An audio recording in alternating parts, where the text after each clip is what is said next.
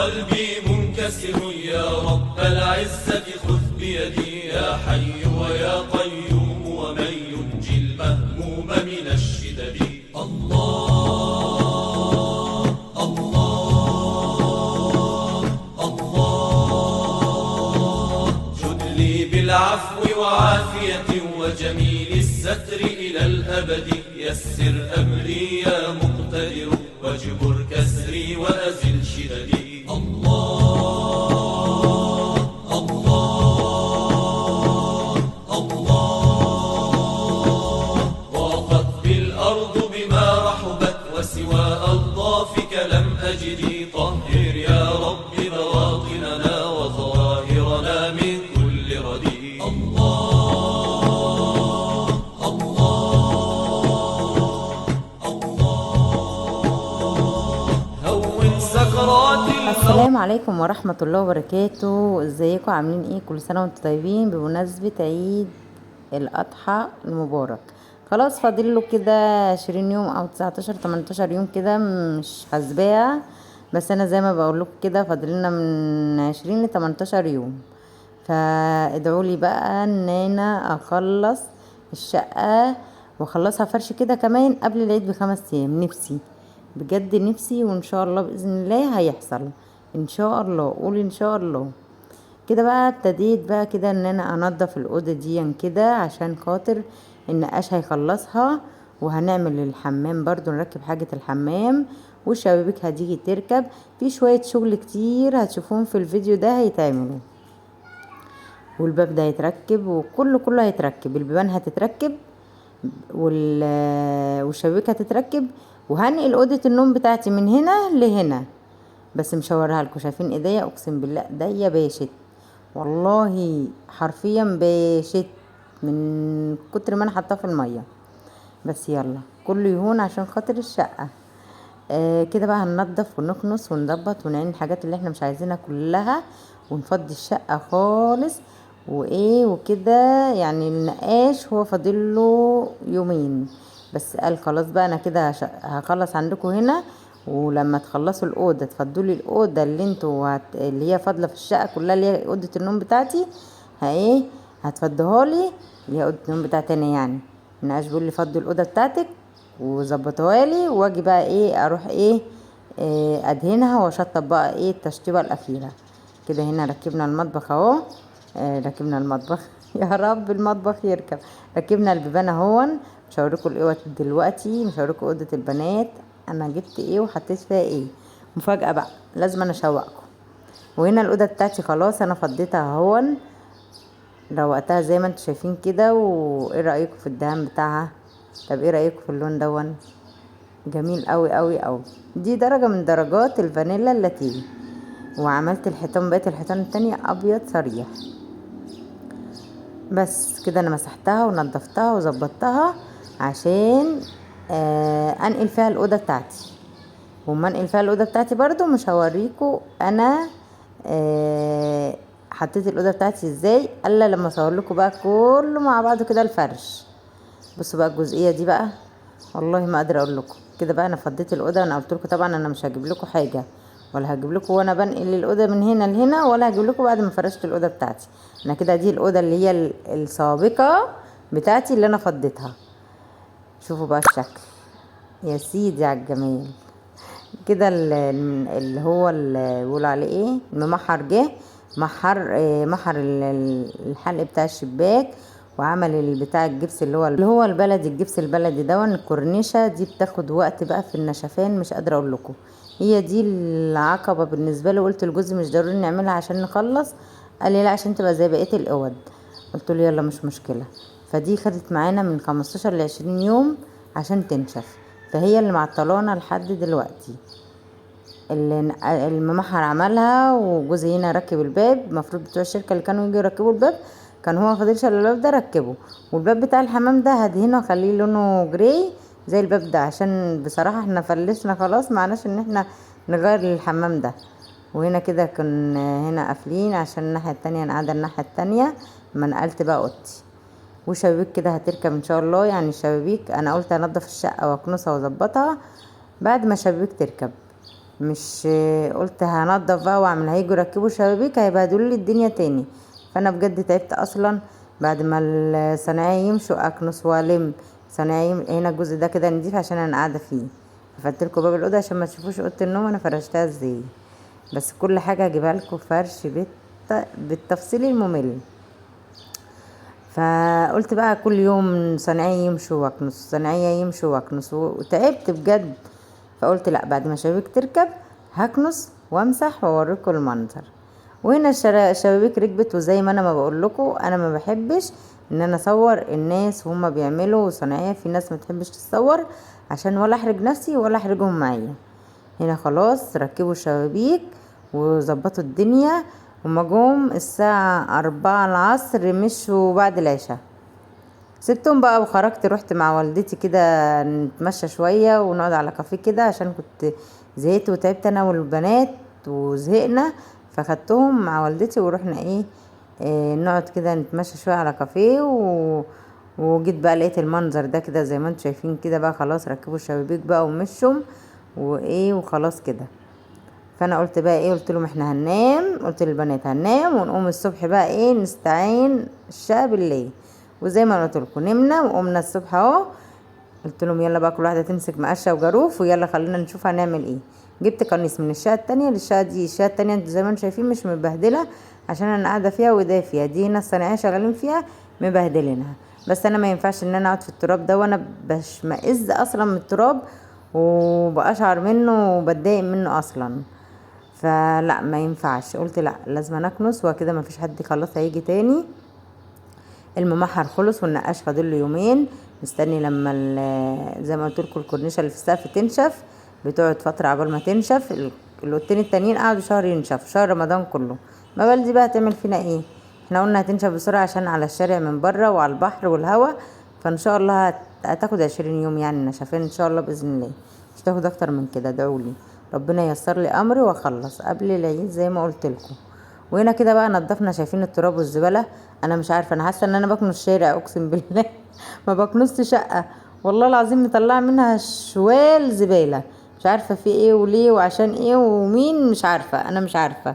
بس مش مشكله، بس بعد ما نتفت كده بقى واتكنست واتمسحت بان عليها بجد وبقت يعني شكلها ما شاء الله جميله. هتشوفوا في الاخر دلوقتي، العبره بالنهايه. كده خلاص بنكنس هنا كده وبنظبط. وزي ما انتوا قلتوا انا شفت الاوضه والمحر عاملها بالمنظر ده، قلت لجوزي لا انا مرضاش بالوضع ده ابدا. قال لي كل حاجه ترجع زي ما قلت له انا مش هعمل حاجه. قال لي لا هم اللي هيعملوا ما تقلقيش، تعالي بس تنضفي وتكنسي الحاجات دي بس. قلت له ماشي. كده بقى نضف الترابيزه، شايفين مخلين الترابيزه عامله ازاي؟ والله الترابيزه دي بتاعت الروف فوق على السطح بهدلوها بهدلوها، بس هنضفها لهم ان شاء الله. وكده بقى خلاص بروق بقى واظبط الحاجه اللي انا مش محتاجاها هطلعها بره قدام باب الشقه وانزلها تحت. الحاجه اللي انا محتاجاها يعني الحاجه اللي احنا عايزينها هسيبها. شايفين هنا بقى الحمام كده، الاوضه دي كده خلصت وكل حاجه بتاعت الناس شغاله حطيتها لهم هنا في الاوضه دي. وهسيب الباب مفتوح عشان الكورنيشه تنشف بقى، عشان انا تعبت مش عارفين هتنشف امتى. هقفل بس الباب كده عقبال ما اخلص مسيح واخلص يلم الدنيا، وبعدين اروح فتحاها بقى وفتحه شبابيك اللي بره. كده خلاص خلصنا وظبطنا الدنيا وغسلنا الحمام.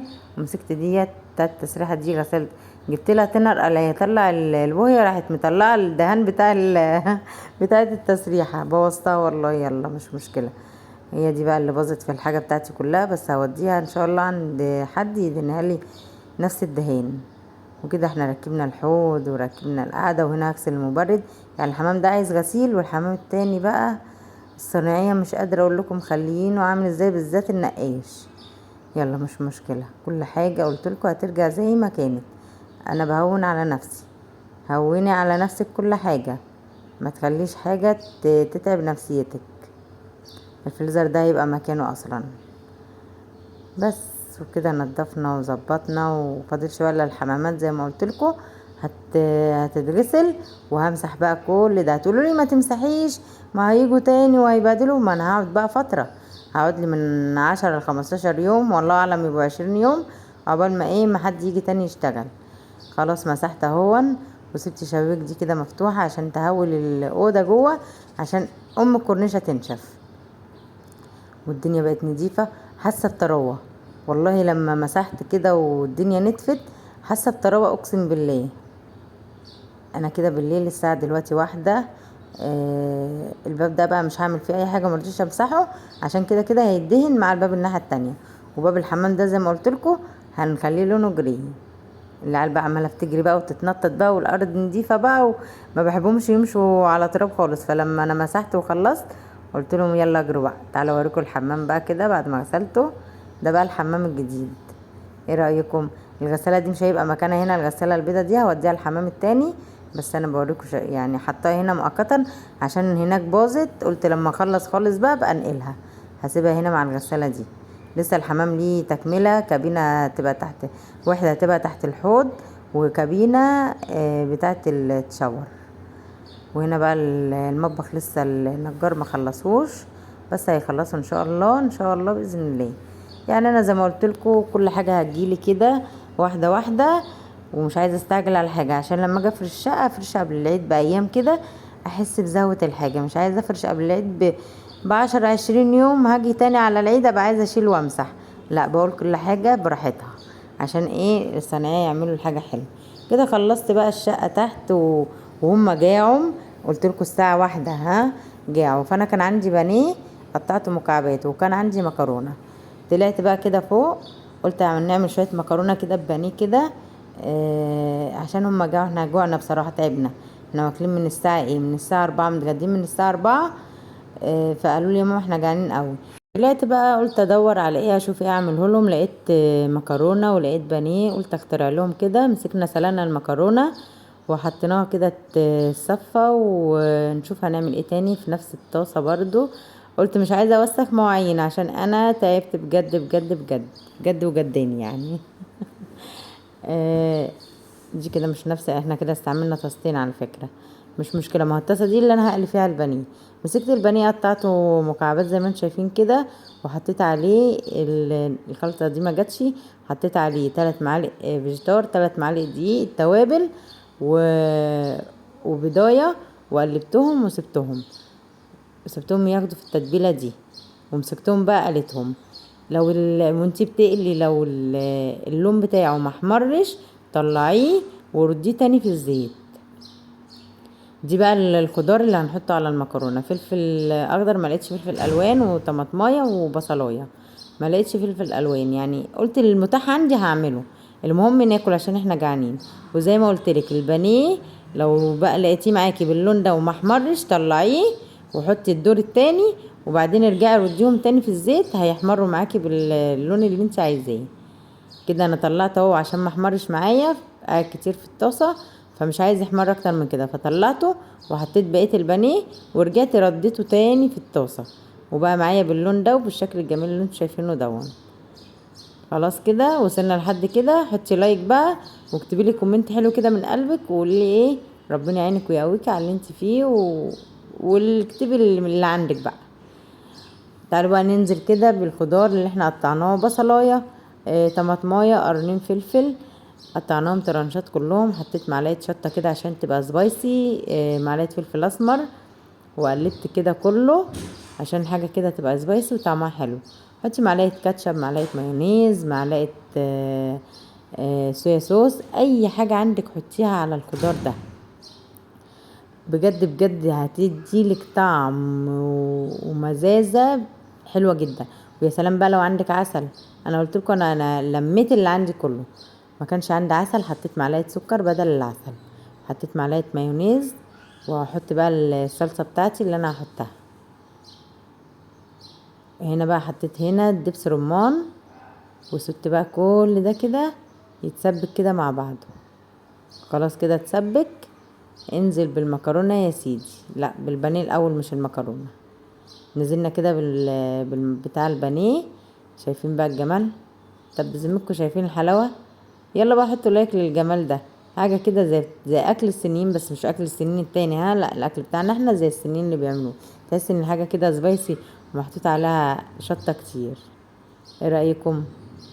بجد كده حاجه بفاخر من الاخر. دي اكله سريعه لو انت حابه ما تقليش البانيه وتعملي بالخلطه اللي انا عملتها دي، ممكن تشوحيه في الطاسه كده تشويحه بسيطه، وتروحي حطله الخضار وحطله الصلصه وتحطي المكرونه. بس دي برضو سهله برضو. وكده خلاص خلصنا الاكله بتاعتنا، وهغرف لهم بقى عشان ياكلوا بقى، وواقفين اقسم بالله واقفين على دماغهم مش قادرين يصبروا. عماله اقول لهم اصبروا، طب اما اغرف الطبق ده واقدمه وادوق واشوف ايه، مش قادرين، ما عندهمش ريحه الصبر، الريحه هتموتهم لان هم ميتين من الجوع. رشوا بقى شويه سمسم، ما كانوا معترضين على السمسم، بس انا قلت لهم ده طبق انا مالكوش دعوه بيه. رشوا بقى شويه سمسم كده، ويا سيدي على الجمال بقى. اقسم بالله والله والله الطبق ده لو طلعت تشتريه من بره من اي مطعم ولا من اي مكان، والله العظيم بصوا مش هيعدي 150 جنيه، ومش هتشبعي منه كمان، لان انا اكلته وحطيت تاني كمان حبة. بجد بجد طعم حلو. متنسيش تحطي لايك، واستنوني الفيديو الجاي، وباي باي.